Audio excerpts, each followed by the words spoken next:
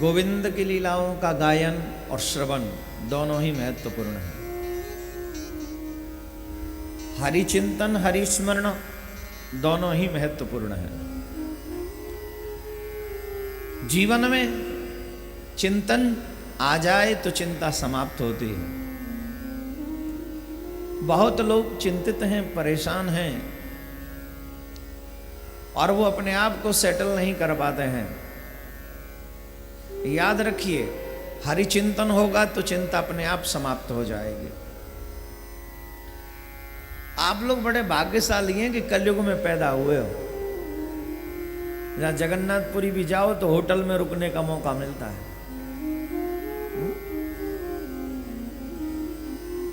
हम लोग तीर्थों में क्यों जाते हैं जानते हो? तीर्थों में हम लोग जो जाते हैं वो साधना करने के लिए जाते हैं, सुविधाओं के लिए नहीं जाते हैं।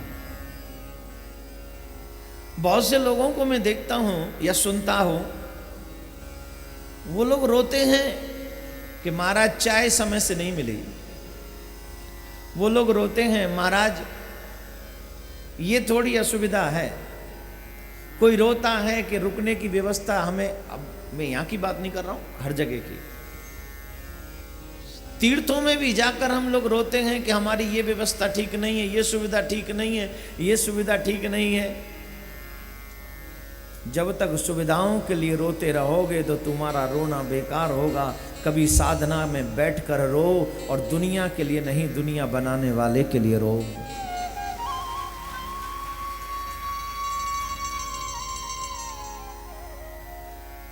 तीर्थों में जाकर तन को तपाना चाहिए, साधना करनी चाहिए, सुविधा की इच्छा नहीं, जो मिल जाए सो। अभी मैं उस दिन जब जगन्नाथ जी के दर्शन करने गया, व्यवस्था देखी, सुविधा देखी, बड़ी विचित्र है।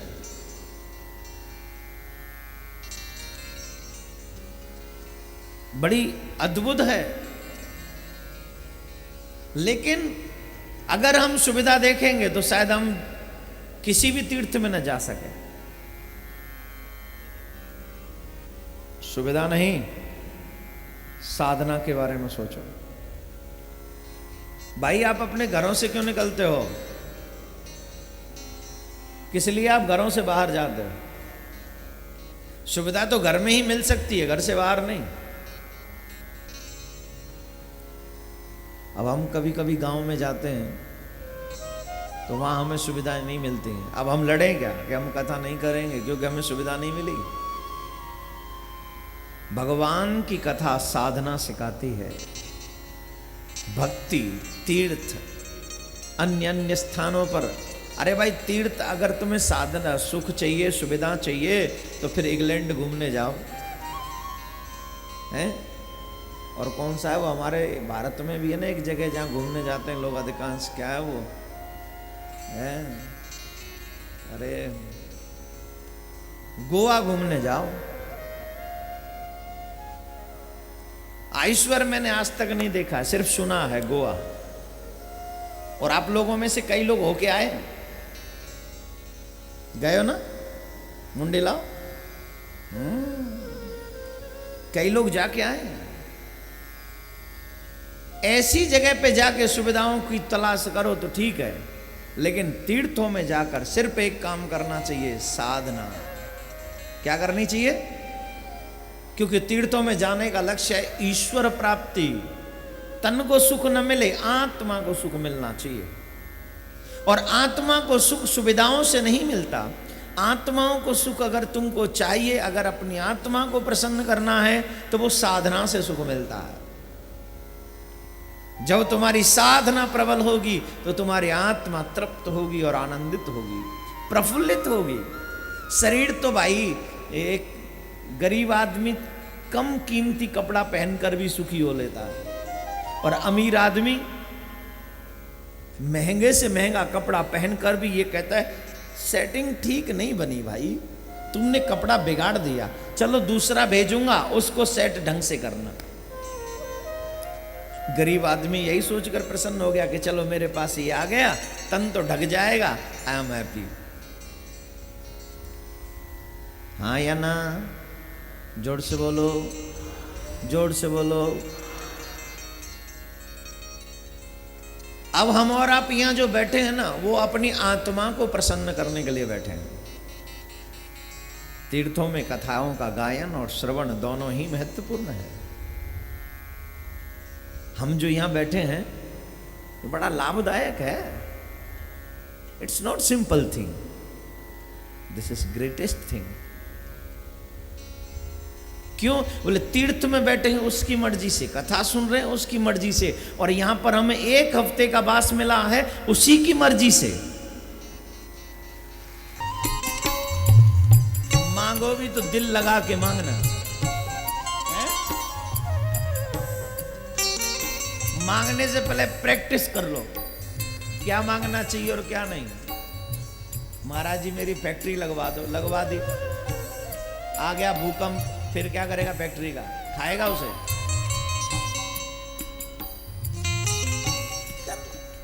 कर ले, बुराई नहीं है, लेकिन जब भगवान से मांगे तो ऐसा मांगना कि कभी मिट ही ना सके। बात वहीं आ जाती है जहां से शुरू की थी। हम लोग किसके लिए रोते हैं? हम लोग रोते हैं सुविधाओं के लिए, कभी नहीं रोते साधना के लिए।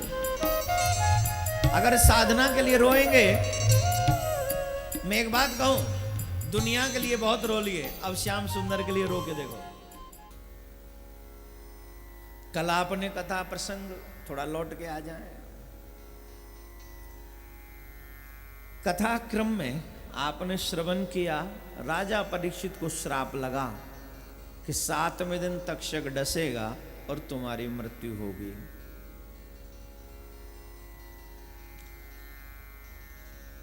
बैठा हुआ हर शख्स मरेगा, ये कंफर्म है।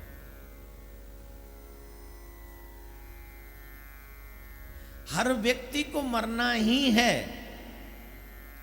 लेकिन इसके बावजूद भी मरने की तैयारी नहीं है, जीने की तैयारी है। तैयारी किसकी करते हैं? जीने की। जबकि मुझे नहीं मालूम कि अगला क्षण मेरी जिंदगी में क्या लेकर आएगा। हर क्षण बदलता है, हर पल बदलता है, पल पल जीव बदलता है, समय बदलता है, सिचुएशन बदलती है मेरे भाई बहन, स्थिति परिस्थिति सब बदलती है। टाइम टू टाइम चेंज होता रहता है, एवरीथिंग, सब कुछ बदलता रहता है। एक दिन था जब मैं अपने बेटे को अपनी गोद में खिलाता था, एक वो दिन भी आता है जब मेरा बेटा मेरी उंगली पकड़ के मुझे आगे बढ़ाता है। चेंज है कि नहीं? एक दिन था जो बेटे से चला नहीं जाता था, आज का दिन है कि मुझे बिना बेटे के नहीं चला जाता। कितना बदल गया। उस समय वो कमजोर था, आज मैं कमजोर हूं। कितना बदल गया, कितना सिचुएशन बदल गई।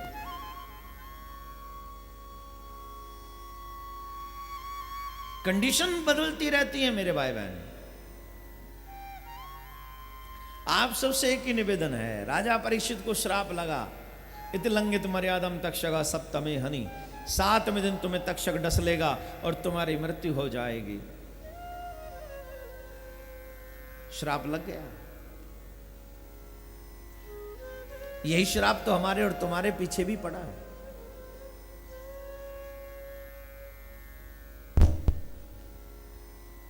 हां, फर्क है, उसको 7 दिन मिले थे, हमारे पास वो भी नहीं है। अभी जो केदारनाथ में हुआ, सब लोग तो यात्रा करने के लिए गए थे, जिसमें छोटे बच्चे भी थे, जिसमें बड़े जवान भी थे और जिसमें वयो बूढ़े भी थे। मैं एक न्यूज चैनल पर देख रहा था, एक व्यक्ति कह रहा था हमारी 4 पीढ़ियां समाप्त हो गई। 4 पीढ़ी मीन्स दादा, पिता और खुद उसका भाई और उसके परिवार के बच्चे भी, 4 पीढ़ी खत्म। तो मौत ने उम्र नहीं पूछी क्या? उस जलजले ने मौत ने से, जब मौत और जलजले दोनों एक साथ आए तो उसने नहीं पूछी कि तुम्हारी उम्र क्या है, तुम 4 पीढ़ी के एक साथ में तुम्हें नहीं मार सकता।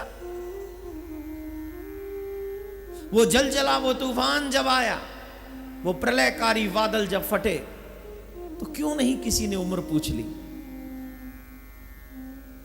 इस भारत में आज भी हजारों ऐसे घर हैं जिनमें आज भी चैन की रोटी नहीं खाई जा रही होगी, वहां मातम होगा।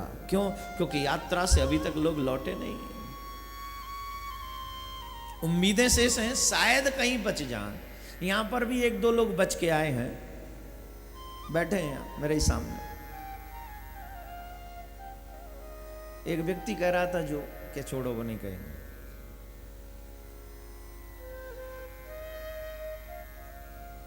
हमारे एचपी अग्रवाल जी भी वहीं फंसे हुए थे, ये बच के आ गए। इसलिए आ गए क्योंकि आपसे अभी ट्रस्ट का बहुत काम करवाना, सेवा करवानी है आपसे, सच्ची में। और जो लोग बच गए हैं और बच के आ गए हैं, ये भगवान की ही भले, अब ये अपने जीवन को हवा अर्पित कर दो, ये तुम्हारा नहीं है, ये सीधा भगवान का बचा हुआ है। शायद भगवान तुमसे बड़ा काम कराना चाहते हैं, और अगर इतने पर भी नहीं समझे तो जरूरी थोड़ी है कि केदारनाथ की पहाड़ियों में ही प्रलय आएगी। प्रलय तो घर में बैठे बैठे भी आ जाती है, नहीं आती? प्रलय तो कहीं भी, जिस दिन तेरी मृत्यु उसी दिन प्रलय। हमारे रोंगटे खड़े हो गए जब सुना कि इतना बड़ा ये भूचाल आ गया है। लेकिन दुर्भाग्य की बात तो यह है कि इतनी बड़ी विषम परिस्थितियां रात दिन हम अपनी आंखों से देखते हैं, इसके बावजूद भी हमारा माइंड बंद है।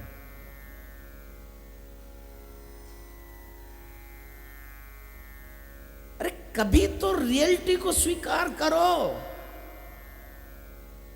कभी तो स्वीकार करो कि उससे बड़े तुम नहीं हो सकते।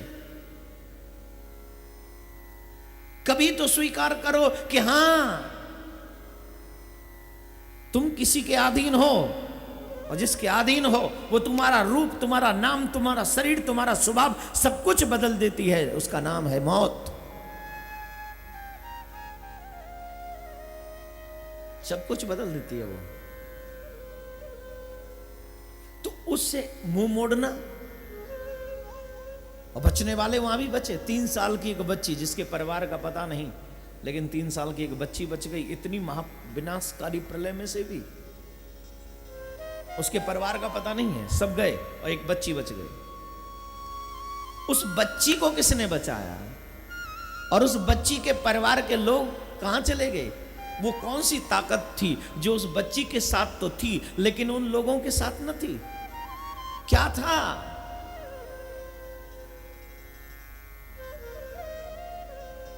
इसीलिए कहते हैं तीर्थ की मर्यादा बना के रखनी चाहिए। मैं किसी पर टिप्पणी नहीं करूंगा, यहां मेरा लक्ष्य, मैं उनके साथ मेरी संवेदना है, और भगवान से प्रार्थना इस मोक्षदायिनी नगरी से यही है कि ठाकुर उन सबको मोक्ष प्रदान करे, अपने चरणों में स्थान दे।